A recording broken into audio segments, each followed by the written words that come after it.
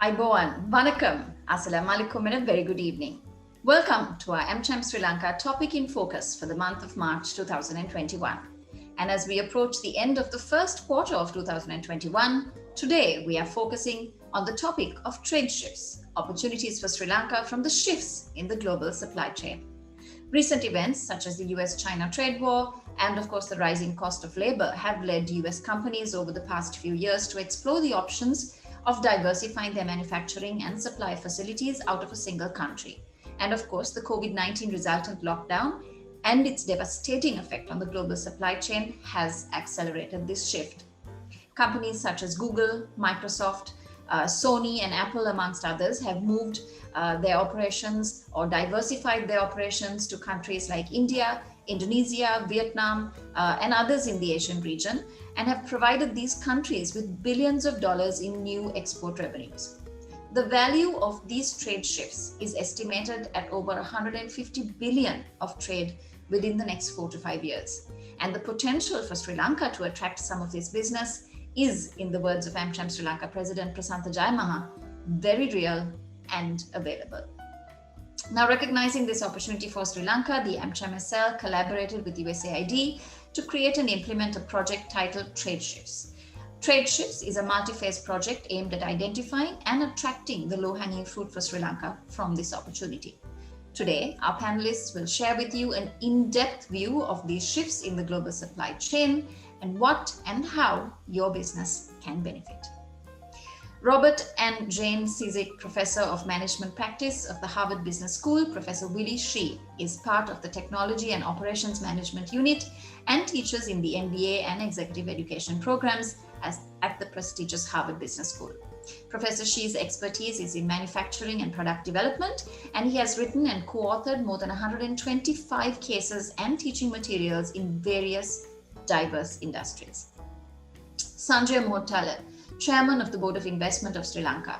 A Fulbright scholar, was formerly the Managing Director and Partner at Boston Consulting Group with experience in Indo-Pacific, the EU and the US. In addition to his role at the helm of the country's Apex Investment Institute, he is a board member of the Sri Lanka Export Development Board and of Sri Lankan Airlines, as well as a member of the Presidential Task Force for Economic Revival and Poverty Alleviation. AmCham Sri Lanka President Prasanta Jayamaha is an entrepreneur and investor who counts over 15 years of leadership experience in a broad array of industries, including software services, leisure, real estate development, and construction. He is serving his second term as president of AmCham Sri Lanka and is passionate about developing and growing trade and investment between USA and Sri Lanka. He is also the conceptualizer of the Trade Shifts Initiative, which is being introduced to you today. Last but not least, your moderator, Dr. Rasitha Wickramasinghe, leads business development for the APAC region at Stax Inc. Rasitha has over 20 years of client-facing experience in European and Asian markets and has led multiple engagements with local and international clients across diverse sectors such as financial services, retail, hospitality, education, and industrial manufacturing. Rasitha, the floor is yours. Okay, thank you, Rai. Hope all of you can hear me fine. Very warm welcome on behalf of the AmCham board to this Topic in Focus series. As Rai introduced, we have a very eminent panel to talk about a very timely topic around global supply chains and shifts that are taking place in a post-pandemic world. Interestingly, at the outset of the pandemic, with the geopolitical tensions that were there before, as well as the rising nationalism, I think some people were predicting the slowing of globalization or even the death of globalization. But I think the reality is today around $20 trillion of global trade takes place annually, nearly a fifth of the global GDP. And with a rising world population, a rising middle income that is here to stay. And I think that offers great opportunity for a country like Sri Lanka as different global corporations look for new sourcing destinations. So I think on one hand, it's a great opportunity for Sri Lanka to attract FDIs and diversify the export basket. I think on the other hand, for local companies that are catering to domestic as well as global demand, it's a great opportunity to innovate and introduce greater resilience to our supply chain. In terms of the format for the webinar today, what we'll do is we will run through a presentation from Professor Willy Shih from the Harvard Business School that we'll open up with that, and following on from Professor Shih's presentation, I will have some follow-up questions for each of the panelists. In terms of the audience, we invite you to submit your questions through the Q&A panel.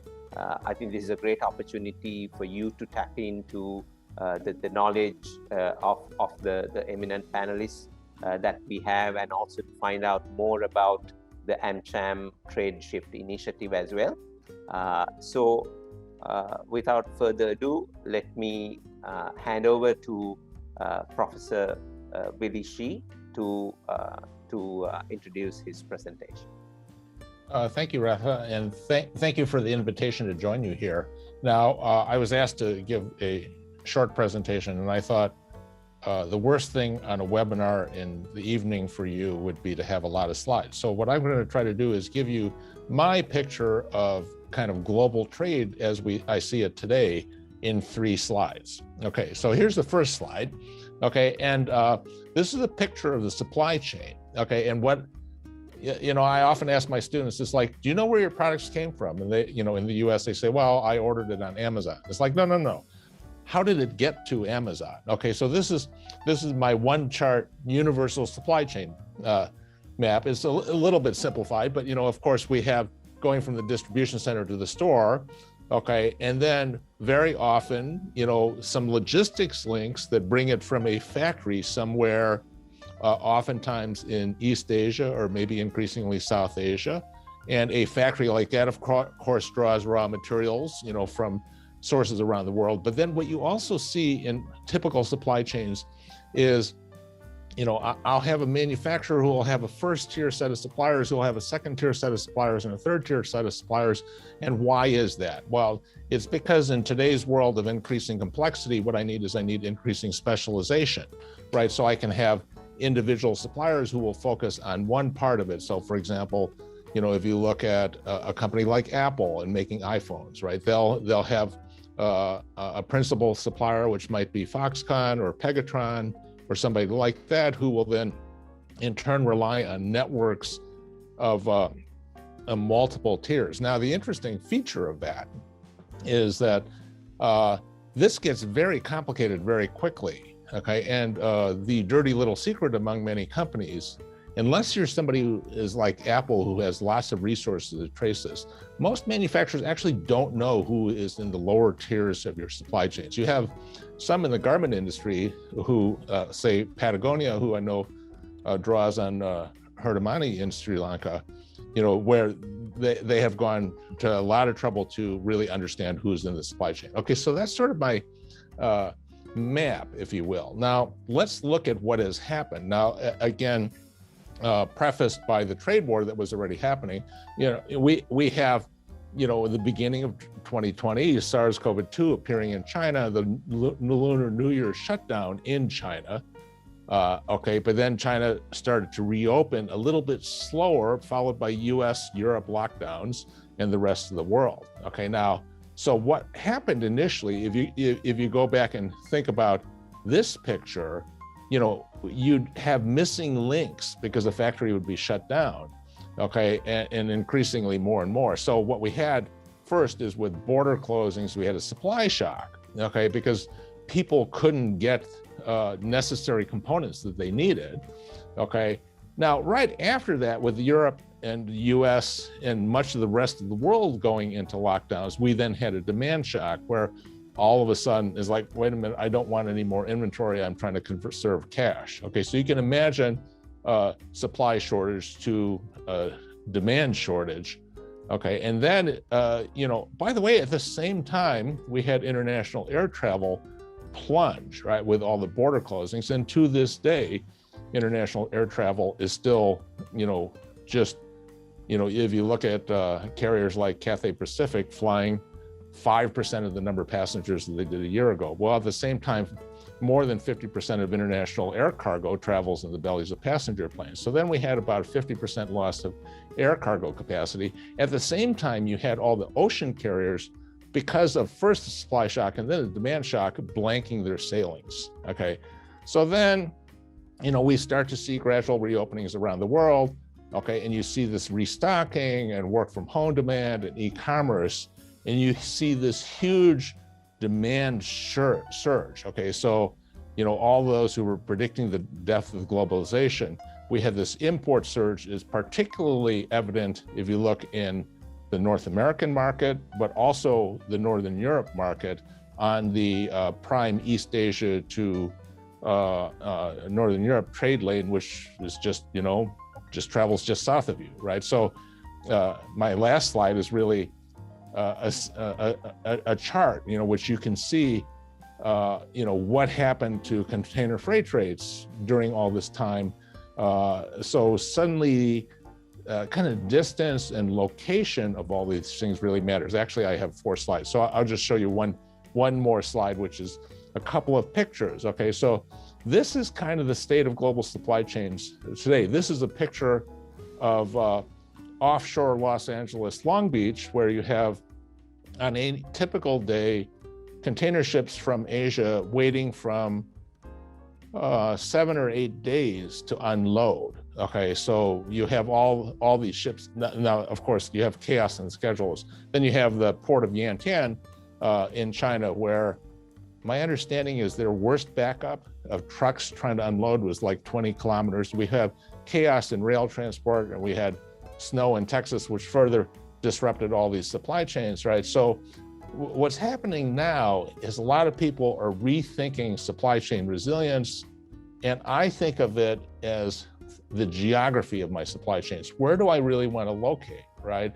You've already seen a lot of people moving out of China to Southeast Asia, right? This is where I think the opportunity for a country like Sri Lanka, who is really strategically located, really has a lot of opportunity. So I just wanted to paint that picture, and then, we can have a lot of discussion going forward here. So thank you.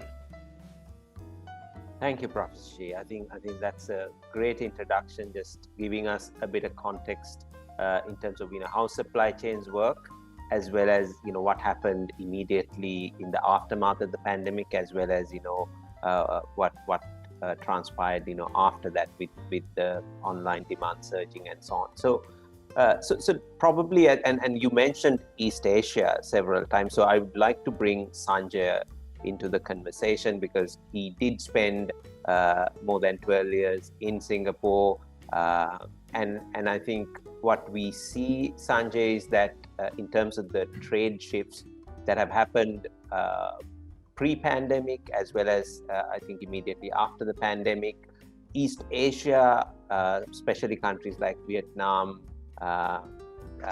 Indonesia, and so on, seems to have managed to grab a disproportionate share of those shifts.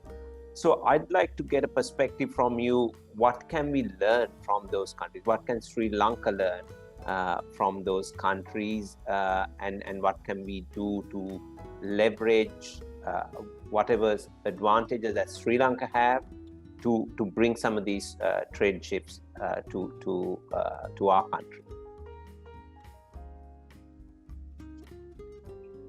I think, thanks. It's a very interesting question. I think the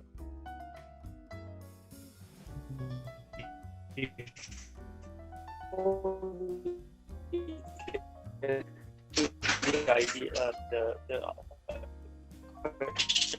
about Sanjay, I think your connection have to do. Why did these trade shifts happen? What was the geopolitical part of it between? Right. If I take the video off, is the connection better? Yeah. Yeah. Let's try without the video. Yeah. Thanks. Right. Sorry about that, gentlemen.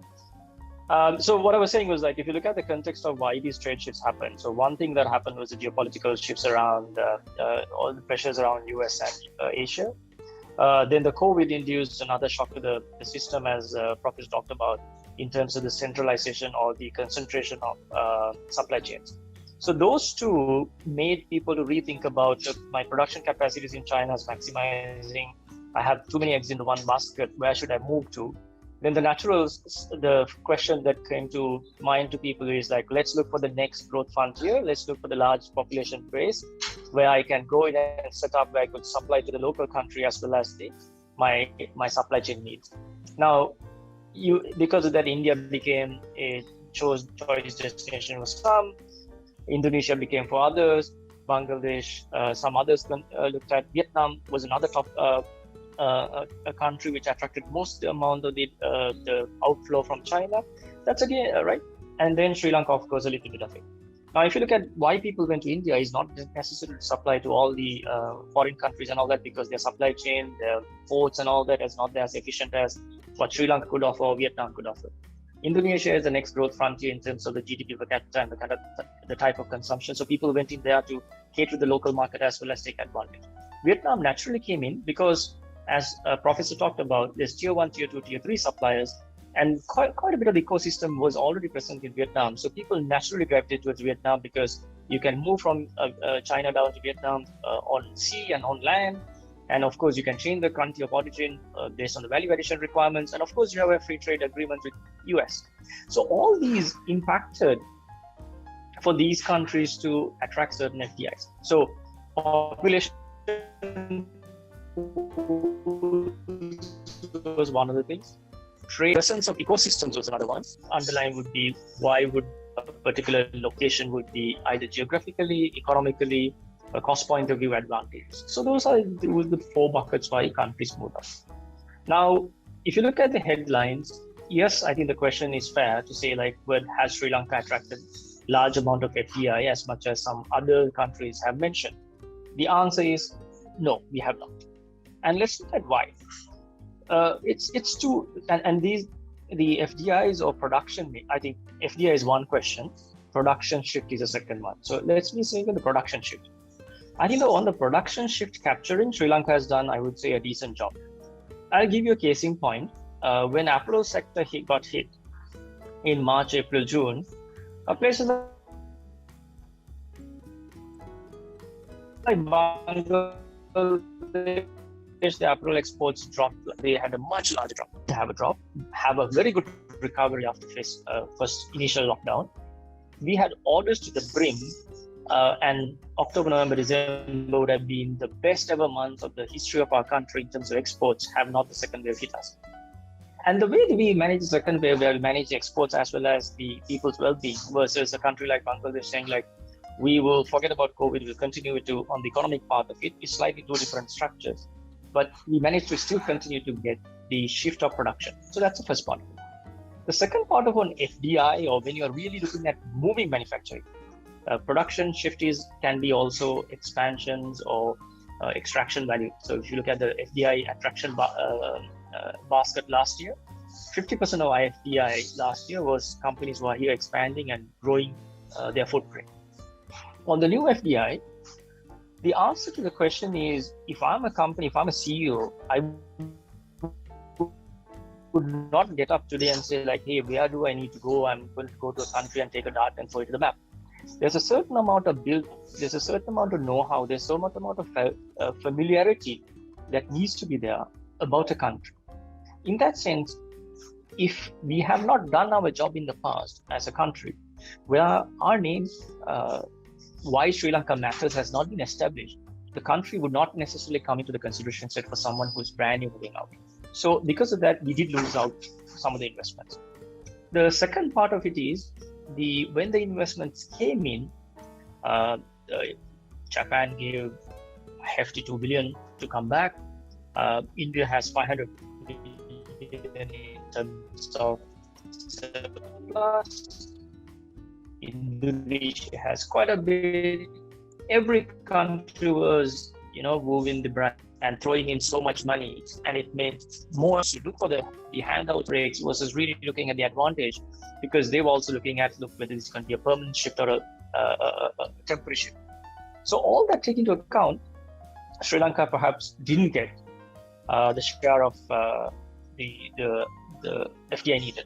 So what are the key learnings? I would say the learnings are threefold. Firstly, as a country where 1,200 foreign companies are here manufacturing and exporting, we ought to be well known for the world market of what is scalable. That's the world in terms of manufacturing point of view. Sri Lanka does the same thing. We probably does even the higher value addition, because the chip design comes from California and Foxconn manufacturers, where Sri Lanka does the chip design for some of the power electronics and some of the things. So we need to be known to what it is. Secondly, we ought to be able to match and compete with the talent pool and invest in investor-friendly ease of doing business is somewhat facilitated through UI, but ease of doing business, I think that's the second most important thing. Third important thing is what we need to learn is market access matters. So market access doesn't necessarily mean a free trade agreement, but a favorable tariff regime that gives us access, a competitive access to markets that really matters. So Europe, US being our primary markets, absolutely. And we haven't really looked at East, where the titles are awakening, whether it is Korea, Japan, China, or South Asia. Our exports are quite dismal. So that market access needs to come in. So if you do these three things, and these are, I would say, the main learnings the country needs to take out from, then you would be able to take advantage of a next wave or the years to come in terms of how, as this supply chain reshuffle and as the supply chain dust settles. Okay, great. Thank you, Sanjay. So I guess the three key learnings, promote brand Sri Lanka, make sure that Sri Lanka is known as a sourcing destination, manufacturing destination, have a competitive talent pool, increase market access. So I would like to bring Professor Shi back into the conversation. I think that was Sanjay's view. I would like to understand, from your perspective, Professor Shi, when global companies look to shift their supply chains, what is top of mind for them? What kind of things do they look for? I think it'd be great to get your global insights on that. So I would echo what Sanjay said, which is infrastructure, supplier infrastructure particularly, right? Skilled workforce is number one. Okay, the skilled workforce, can I get the supplier network? What does the other infrastructure look like? Now, and of course, many companies have been trained on incentives, particularly in China. So they're going to be shopping incentives and so on. So I would say his list is good, but I would add maybe one and a half, maybe two things to that list. Okay, which is, when we brought our class to Sri Lanka a year ago, January, in the fall, before we at the beginning of every class, I passed out a map of the region that we were looking at. Okay, and because a lot of people don't really understand geography very well. Okay, and so if I were to look at the map today, okay, you talked about Indonesia, you talk about Vietnam. The problem with Vietnam has seen a massive increase of exports to the United States because it's been viewed as the easy alternative to China. Okay, trust me, India is not an easy alternative, right? I mean, most companies who go into India that I know of, and I'm on the board of a company that has operations in India, every day is a struggle. Right. I mean, with all these, I probably shouldn't have said that because it's, being recorded. Okay. But, the challenge that Vietnam is going to face is they are filling up. Okay. And so costs are going to rise. But the other thing that you get from looking at the map is it's like, well, if I want to export from Southeast Asia or Indonesia to the United States, okay, normally what I'm going to have to do is I'm going to have to transship, if we're talking about ocean cargo, I'm going to have to transship through Hong Kong or transship Singapore. If I go via Suez. I'm going to pass just south of you guys, right? And I would say, you actually do have a very strategic location from the standpoint of time. Okay, so if I want to import to a lot of North American markets, for example, okay, right now you can go from East Asia, most of that trade goes through Los Angeles, Long Beach, it'll hit 8 days of congestion, it'll then take additional unloading time, you'll get surcharges going on intermodal rail to the Midwest of the US. Some people are already bringing cargo from Southeast Asia via Suez to the East Coast of the US. Okay, but now you are actually geographically much closer, right? If I were you, I would think about it as like, how do I really build up Colombo so it's not just a transshipment port to supply India, right? Which is a good business, right? I mean, I like that business a lot, but how do I get the liner companies to add more loops that include Colombo, Colombo as a collecting point for Southeast Asia traffic going to not only Europe and Mediterranean, East Coast of the US, right? I mean, because then you have a time advantage, okay? And first of all, the East Coast ports in the US have not suffered the huge delays and escalating costs, right? So, if you just think about geography and distance, which translates into time, I think you could make much more of that. Now the other thing I definitely agree is when I talk to people about Sri Lanka, most people don't know, right? Most people don't know where, especially, manufacturing executives or people who would be responsible for this investment. Many of them couldn't find Sri Lanka on a map. Sorry, nothing personal, right? It's just they didn't study geography very well in school, right? So there is an education opportunity there, okay? But if you really adopt the mentality much more of, we want to turn this into a trade hub, not just serving India, but serving India is good, because I think for companies going into India who need Chinese components and supply chains, right? You could build up a lot of, be some of those third tier players that supply stuff into India, right? When you think about when China first opened up in the 1990s, that was the role that Hong Kong played, right? Hong Kong was the logistics hub that served the Pearl River Delta and served all these export processing zones, right? They would kit components and send them in and stuff like that. Could you do that for India? I don't know. I have to think about that more, right? But you could really adopt you could adopt that kind of hub mentality. Who's adopted a hub mentality in the past? Singapore, obviously, Hong Kong, Switzerland, the Dutch, the Lebanese before politics got in the way, right? So, I mean, I would think about those kind of 1.5, 2 things in addition to what Sanjay mentioned, which I think is a very good list. Right.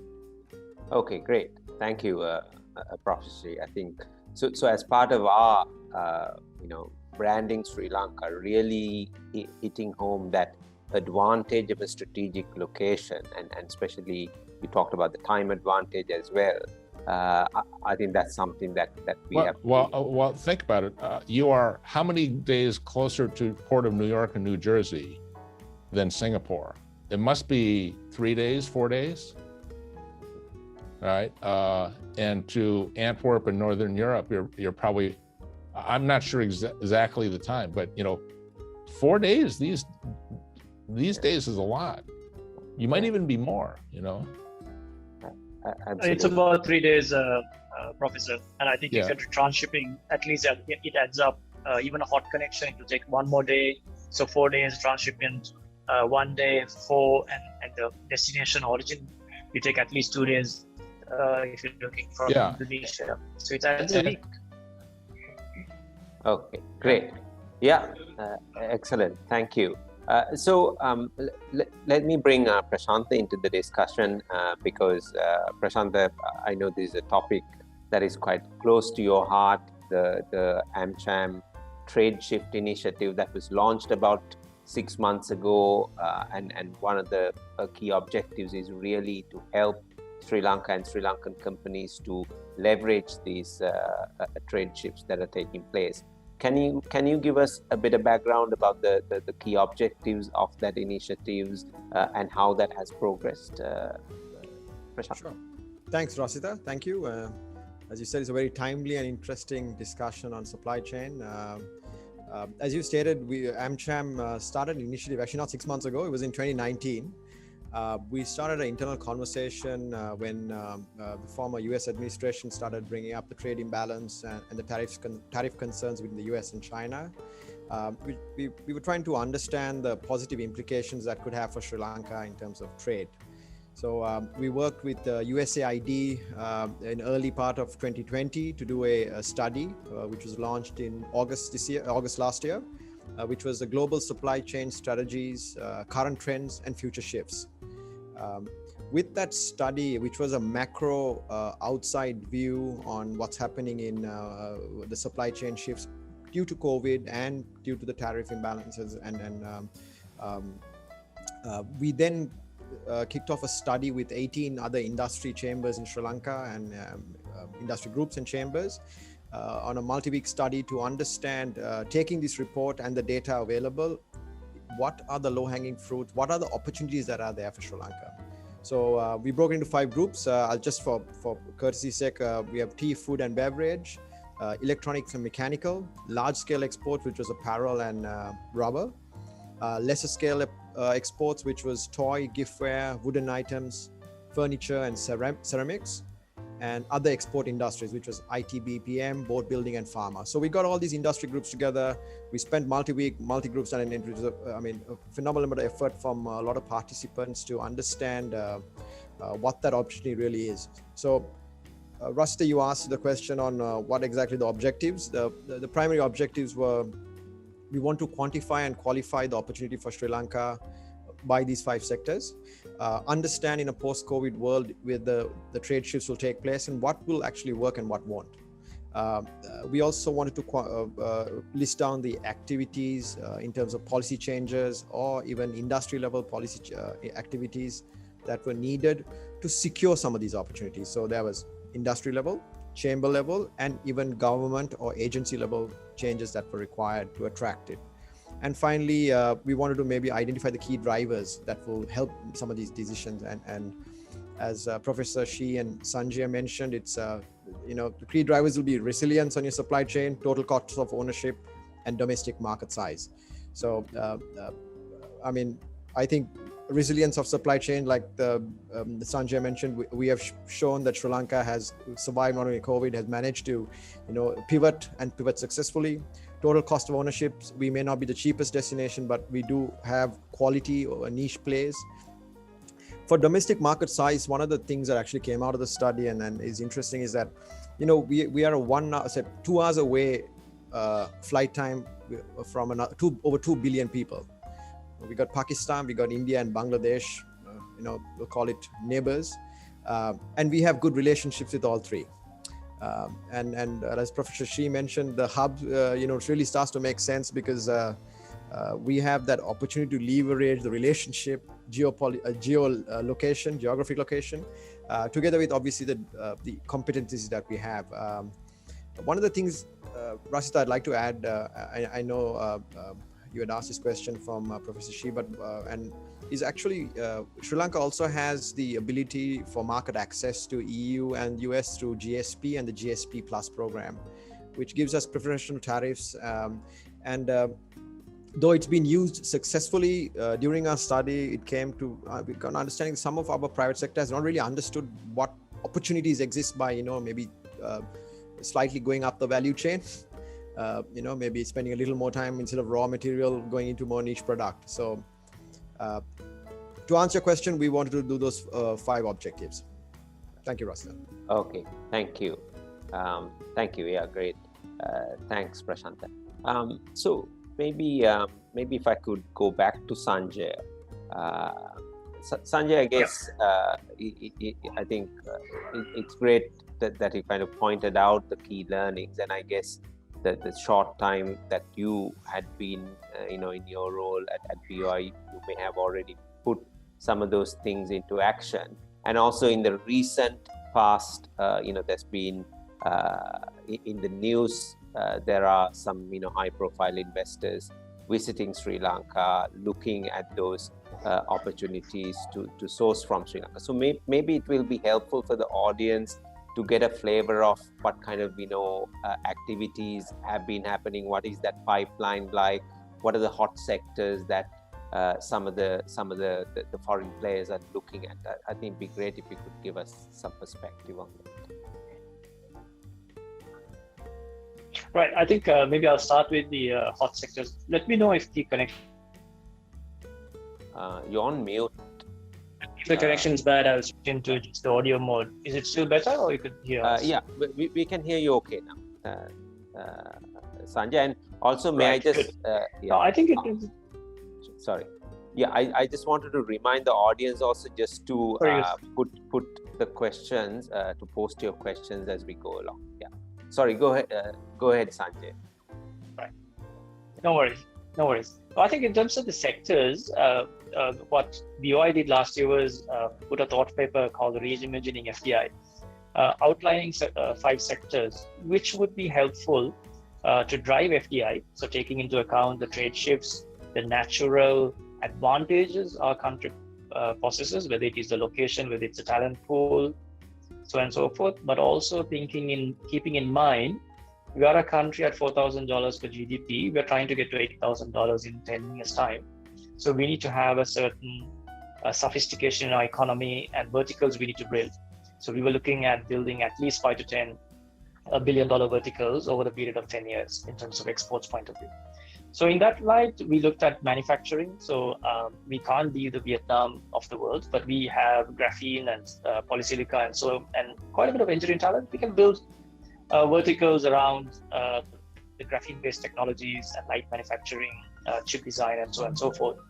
We do quite a bit of apparel, but we still bring in close to $3 billion worth of apparel from the world. So we can manufacture some of these apparels to reduce the supply chain length, but also increase the value chain and be moving from the most ethical supply sourcing destination to be one of the most environmentally conscious supply chain as well. So I'm giving you some examples. I'm not going to go into all the details. Tourism being one of the other sectors, ICT being another one, because if you look at ICT, Sri Lanka is the destination, or Sri Lanka produces high-end technology. For example, London Stock Exchange is run on our solutions, many theme parks, airlines, and so on and so forth. And you have a large part of the IT BPO fraternity in this country as well. Tourism is another big one, right? So we have only just $4 billion worth of tourist dollars coming in compared to Thailand or India, well, in the 20s. But as a country, we offer everything that Thailand could offer in a small package, right? Infrastructure is one of the things, and I think the professor mentioned as well. So whether it's the ports, whether it's the road networks, whether it's the rail, that needs to come in, the airports, and so on and so forth. And the other last part of it is agriculture, because agriculture is not to make sure that we are self-sufficient, but to be able to grow and export the right type of agriculture, but like Israel does and what Netherlands does is in terms of value addition. Those are the couple of the sectors that really matters to this country. Now, you talked about some of the high-profile investors coming in. Of course, they always look at the next growth frontier and see where they can capitalize and where they will get supernormal returns in terms of the opportunity that persists. So some of the items where with these energy renewables and other part of the infrastructure which we're building, we are adding close to 1 to 2 gigawatts of power on renewable side in the next couple of years. We want to be 70% green, thereby reducing our power cost as well. So to be one of the most competitive power costs in the world. Thirdly, I think if you look at power point of view, hydrogen economy will come in much faster than we do, and I think we will just keep the battery technology in a way. Given that our iridescent levels and our wind potential, we can produce energy at much cheaper prices, and Professor would argue and will agree with me to say that there's benefit to be energy costs cheaper with kind of a hydrogen. So there are people interested in those kind of big orchestrations in the industry. Then some of the people who came in are looking at, for electronics, for example, there's 80 odd companies in this country who manufactures high-end electronics, from design to contract manufacturing to supplying to large set of companies. Like, for example, during the pandemic, right? one of the components goes into the ventilators. The whole circuitry board design and development was done in Sri Lanka, and we were supplying to many countries. And even during the first lockdown, those companies were, apart from 1 week of closure, were still open because the global need for the supply chain. So we didn't allow the globe to suffer or the people to suffer because of our COVID. So I think that was kind of gave a good indication to many people to say, like, look, even in a crisis, the country will manage better. So there were companies looking and say, like, hey, there's ecosystem, why don't we leverage that and build it? So the others were looking at it and saying, look, there's a port city coming up. It's like the Dubai Palm. Compared to Dubai, this is what Sri Lanka can offer. Along with a new legislation that brings in creating a Liechtenstein of Europe, where companies can domicile, financial sector can thrive, and easily do business because of the way it is structured and the legal system that's been provided, and also the arbitration and the courts and all those things that's going to come through. So there's immense interest. And everyone with their flag is, we want to have business in South Asia. So we're trying to be what Hong Kong was to China as India wakes up, right? So there's quite a bit of interest in that sense. So I think those are some of the areas of some of the few of the high prominent people who came in. There's multiple plethora of things, but I will, for the interest of time, I'll just stop there. But the interest is coming up. So I think people are looking at it and say, look, as the world comes out of COVID, how do we go and invest and tap into the market? As Professor said, look, we are the only country who can trade with Bangladesh, Pakistan, and India and East Africa freely, right? So I think that creates a huge opportunity for Sri Lanka. So there were a lot of other pharma companies who looked at, because they were looking at it and saying, look, 70% of the APIs are manufactured in China and India. They want to come and have a neutral place where they could manufacture but still be close to the ecosystems. So those are kind of the big orchestrations and the big strategic investment these key people who came into was looking at in Sri Lanka. Let me pause there. Okay, great. Thanks, Sanjay. And I think it's interesting you mentioned power costs, because that's obviously something that has come up over and over again. And actually, one of the questions coming from the audience is also talking about, despite Sri Lanka having a location advantage, our costs appear to, climb continuously. I believe, he's referring to the power cost. I think also as the per capita income rises, the labor cost also starts to rise. So I think that is something that the person from the audience that has posed. So let me just move back to the professor. I think Professor Shi, you have written extensively about global supply chains. I think I saw a very interesting video that you have done also post-pandemic about the most sought-after commodity during the pandemic, toilet papers, right? So I think it's really interesting to get your perspectives, because as I said, I think one part of it is really how can Sri Lanka attract these new opportunities. The other part is we shouldn't forget that there are already some great Sri Lankan companies already catering to global brands. They have their own second tier, third tier supply chains. Also, there are other companies that are catering for domestic demand. What is the opportunity to innovate in the supply chain in a post-pandemic world? I think it'd be great to get some of your perspectives on that. Yeah. I think there are a couple opportunities. I mean, I think the cost is very important if you are going to compete at the commodity level, right? If you're trying to compete for business coming out of China that is chasing lower costs, and you have to compete with Bangladesh, that's going to be challenging. Okay, but if you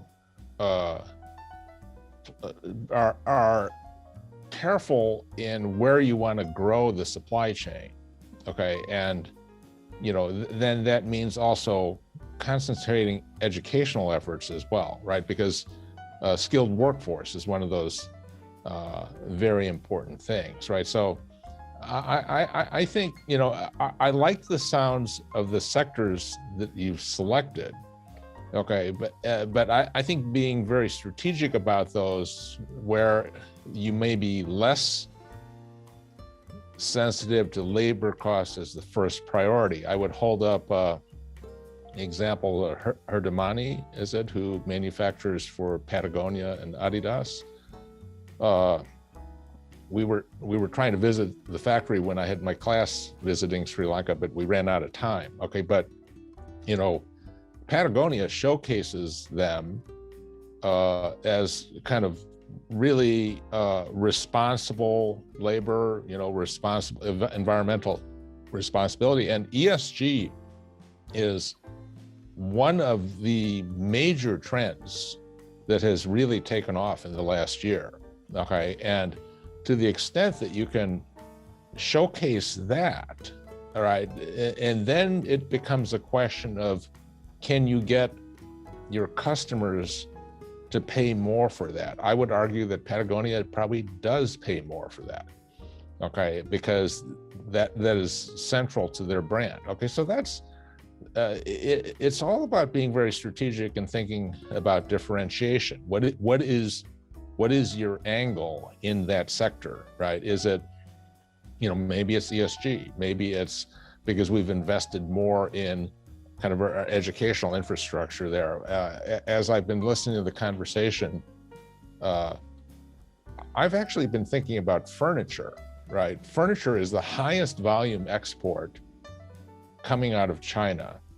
A lot of it has moved to Vietnam. Much of it moved back to China during the pandemic because people want to supply.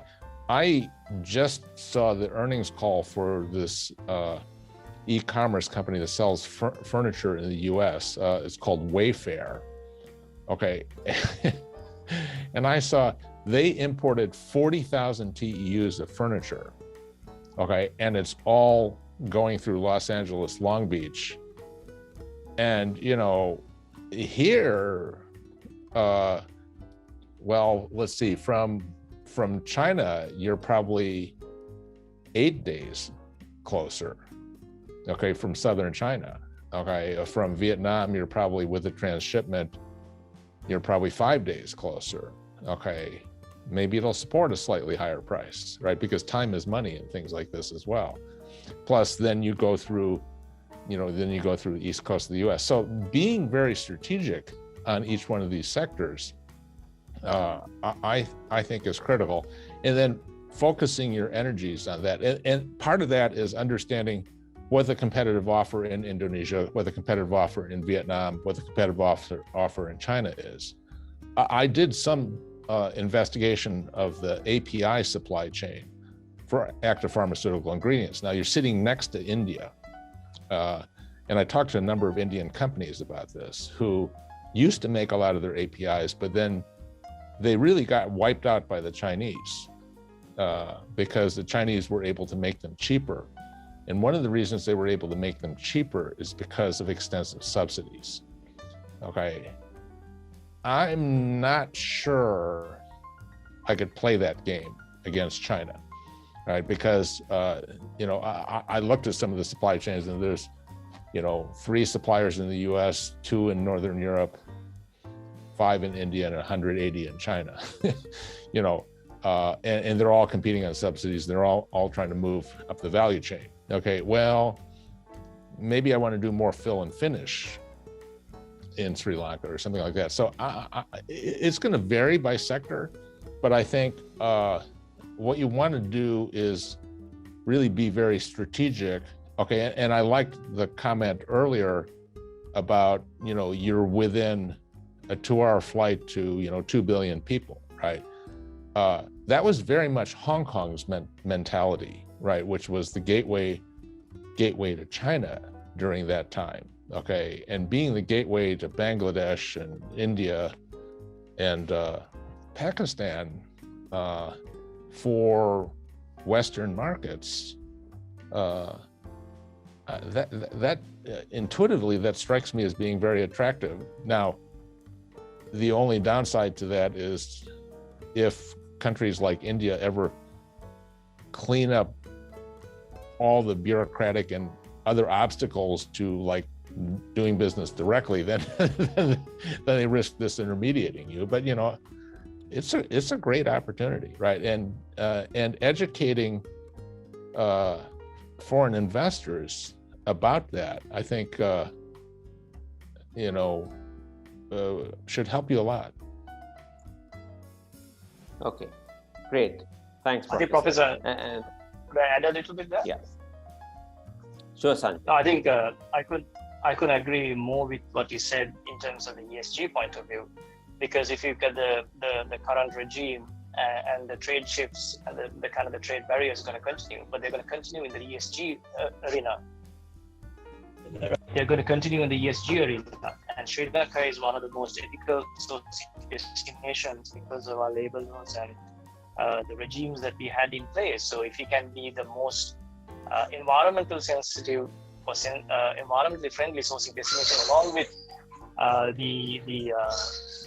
the labor and being ethical, so then we definitely have an edge. I think those kind of thoughts have gone in terms of trying to bring the apparel, and you're absolutely right. So finding those niches are critical for us.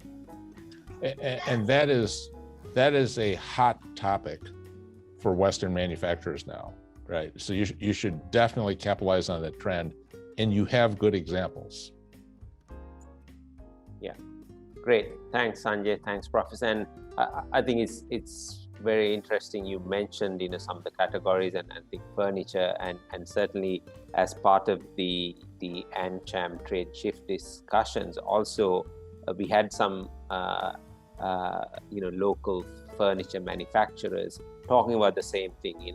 Container loads of school chairs to school desks going to China, and how can Sri Lanka also tap into some of these opportunities, and probably, Prashant, I think that might be a good point just for you to jump in, just talk a bit more about the next steps of the trade shift discussion, that the initiative that AmCham has taken, and what are the next steps along the way.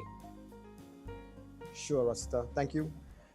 Rasta, before I just jump into that, I want to just add a bit to what was being discussed in terms of for private sector.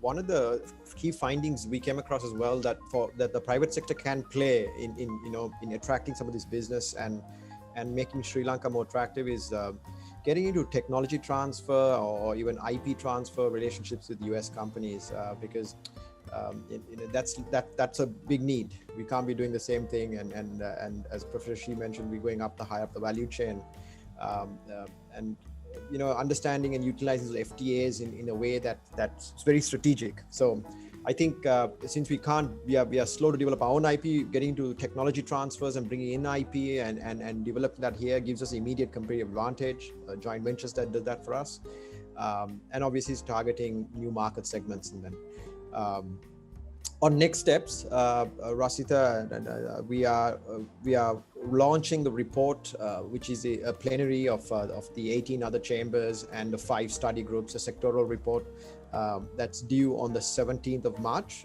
We're inviting anyone in the audience here and like to participate in that launch, and it's going to be freely shared after that.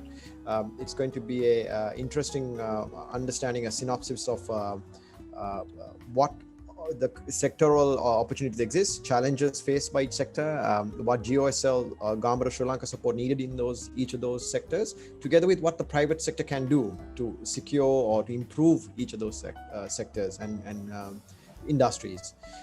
Right after that, Rasita, we are in discussion with the BOI and other agencies, see how we can support as the AmCham on doing a go-to-market strategy and attract some of these leads or businesses and trade shifts that are taking place, and as Professor Sheep said, put Sri Lanka on the map. We are going to be working with certain US chambers, state level chambers, on presenting Sri Lanka, presenting our capabilities, and showing more of the low-hanging fruit. This is what we are good at, and these are the 5 things we want to do, and we want to do it well. So, thank you, Rasta. Okay, thank you. Thanks. Great, Prashant. Yeah, I think by all accounts, it seems we need to start with geography lessons, right? In terms of as part of branding Sri Lanka, and I think it's as Professor also mentioned, great insights. How do we really shorten that logistic leg from how cutting it by 2-3 days, or really, all these markets that we can get to within a couple of hours flight. I think those are the things that probably need to come through, when we promote brand Sri Lanka. So we're approaching the hour. So probably what I'd like to do is that if any of the panelists, if you like to share any closing thoughts. So maybe I'll start with Professor, if there is anything that you'd like to share before we close off, please feel free. Yeah, I think, you really have a great opportunity in your country. Now, Rai and I were talking earlier about, one of the obstacles has been like politics, right? And although coming from the US, I could hardly say that we're any better, although maybe we're entering a period of more rational stability. Okay, but I would just say, mindset, right? How do you think of yourselves? Okay, and think what's possible, right? Because like I say, I think when we visited Sri Lanka a little over a year ago, somebody said, well, Sri Lanka, Colombo used to be bigger than Singapore, right? If you go back some number of years, okay. Where you're positioned, if you adopt the mindset, I'm going to be the gateway to, I'm going to be the hub for all these regions. I think there's great opportunity. You have a lovely country, lovely people, interesting politics, but lovely people, and I think it's a great opportunity. Okay, and then you need to think strategically about, it's like, where do I really have those edges, and then how do I exploit them? Great, thank you, Professor Sanjay. Any final thoughts from you? I think I would echo what Professor said. I think as Sri Lanka as a country, we always punch below our weight.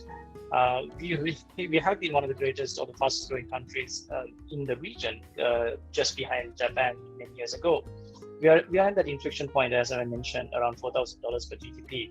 If you get the policies right, and if you build the verticals we ought to build with the human capital we have, we can be the next Singapore. It's a long shot, but it's a shot worth it. And I think given what we have shown to the world in terms of our capabilities and the supply chain resilience point of view, I would urge anyone who's looking and listening to this to explore or put Sri Lanka is their consideration map when they're considering or looking to move their supply chains or relocate or restart. I would say Sri Lanka will provide a great opportunity because there's so many concerted efforts being taken across or being implemented, whether it's e-governance, whether it is the ease of doing business, whether it's the new laws coming in, all those. So that will provide a great opportunity for an investor to be in Sri Lanka and prosper. Great, thank you, Sanjay. Prashanta, any final words from you? Thank you, Rasita. Just a reminder for the audience and all participants about the Trade Shifts final report, and to invite you on the 17th. I mentioned this at the launch of this study, maybe 7-8 months ago. Sri Lanka has an opportunity. Whenever elephants fight, we get there is an opportunity for us. There's going to be a relocation, geopolitical, changes are taking place. It's $150 billion in the next so many years. I think that if we are strategic and smart, spend some time on this as companies, private sector, and as GOSL and everyone else involved, a few % of that can make a big difference in a country like Sri Lanka. So I'm excited, looking forward to working with participants and see what we can do. Great, yeah, thank you, Prashanta. So I'd like to extend a special thank you to all the panelists and to the audience for tuning in, and let me hand over to Rai for her closing remarks. Thank you, Rasita. Well, Sri Lanka's geographic advantage, rich human capital, the ability to cater to high-end knowledge services, high-tech manufacturing, lead time on delivery, production capability, and resources. A definite means to attract business moving or diversifying into the region. Thank you, gentlemen, for your insights and expertise shared this evening. As Prasanta mentioned, the launch of the final summary report of the challenges and opportunities identified through the Trade Shifts project and the 5 sectoral groups will be on the 17th. We look forward to having you all with us there. The link will be shared via email at the end of this session. Professor Shi, Sanjay, Prasanta and Rasika, thank you for taking time out and for spending this time with our audience, for sharing your insights and your valuable knowledge. Thank you to all of our participants, both here on Zoom as well as on Facebook. And on behalf of AmCham Sri Lanka, the team here at the Secretariat, it's my duty, my happy duty, to wish you all a good evening, to say stay safe and keep your spirits up. We'll see you all again soon. Good night and God bless.